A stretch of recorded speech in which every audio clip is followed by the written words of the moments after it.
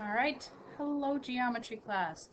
Before we get going on the page in the packet, I want to do a quick review on some things you need to remember about angles. So first off, we're dealing with parallel lines. You'll see these two red marks, those almost like arrow mark looking things. Those are notation for parallel. So if you see them, that's what that means, that those two lines are proven to be parallel.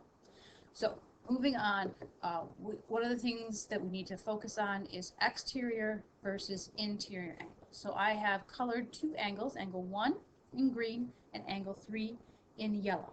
So my first question to you is, which angle is an interior angle?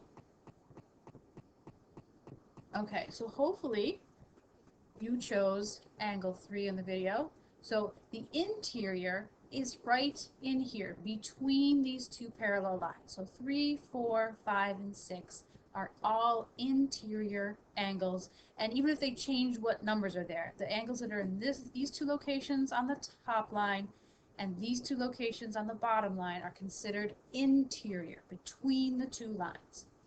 So that means that the above the top. So angle 1 is exterior. So 1 and 2 are exterior, and 7 and 8 are exterior. So hopefully that clears the first thing up.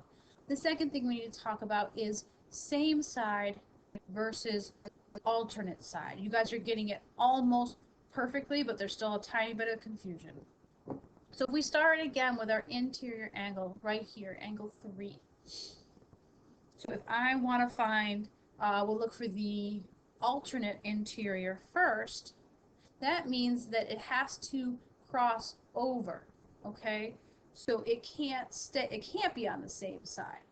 So if I'm looking here, if right here, this is the left side of the transversal and this is the right side of the transversal. So angle 3 is on the left side, so I need a right side angle.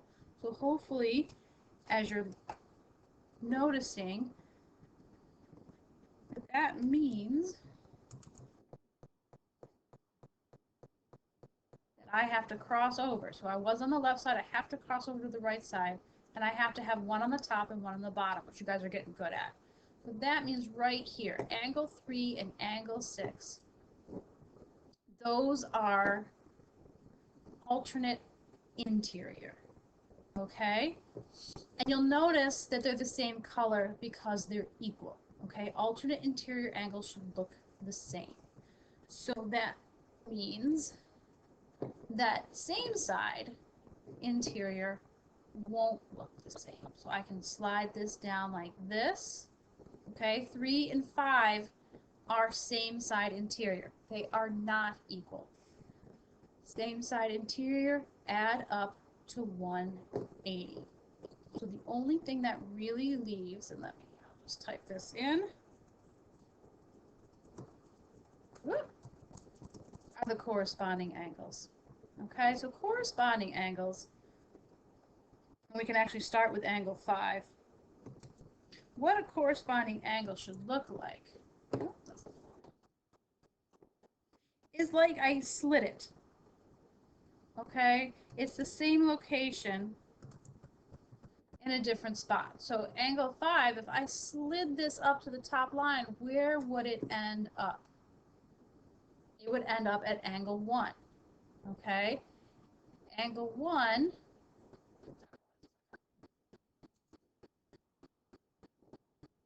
and angle 5 are corresponding like this. They are equal.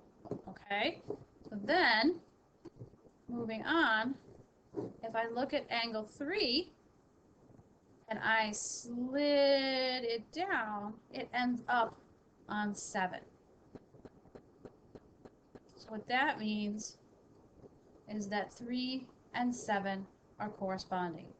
And this works with all the angles. So if I started at 6 and I slid it straight up, it would land on 2. Okay, that's corresponding. So hopefully that helps a little bit. Okay, moving on. You want to be working in page 11 in your missing angles packet. The assignment for today is to just set up the equations. You don't have to solve anything. We're going to be working on that on Thursday. So, for example, I'm going to do a couple of examples here, and then you're going to have to finish it up on your own. Again, come see me in office hours if you're trying this and you don't know what to do. So you want to mark your angles. So this is kind of in this corner. So that's the angle here, and this is the angle here. So you're dealing with, and that is the same kind of situation of that sliding. Okay, so if I took this angle, and see they kind of slide, and they end up in the same position. That's that corresponding. Don't worry about knowing the name corresponding. The big thing is that whole sliding thing means that they're the same angle. They're equal to each other. So for number 7, you want to write this equation. You now know that this angle equals this angle. So we write it like I just said it. The first angle, 3x plus 23, equals the second angle of 4x. And that is how we do this. But what you want to do for 8, I will just kind of mark the angles. It's this angle right here and this angle right here. You want to decide, are they equal? Do they add up to 180? And right here in about this position on your paper, you want to write the equation. Okay, another example. Let's look at 9. Okay, so for number 9, it is this angle right here and this angle right here. Okay, those are the two vertices that they are pointing towards. So you'll notice now, if I look at this one and I slide it, this is not corresponding. Okay, but they're both on the inside. One is on the left and one is on the right. This is that alternate interior situation. So, but even though they might be a different situation, that doesn't change their relationship, because alternate interior, just like corresponding, are equal to each other. So our first angle is equal to our second angle. So we now know that A plus 28 equals 2A. Okay? Lastly, it's this angle and this angle. Those are the two angles that you are going to be dealing with. And then right here, you want to write your equation of what you think the relationship is. We will go over them on Thursday and try and get you guys going on how to solve. Remember to come see me for office hours if any of this doesn't make sense. And by doing this video, that'll be your attendance for today. Okay, good luck and happy math.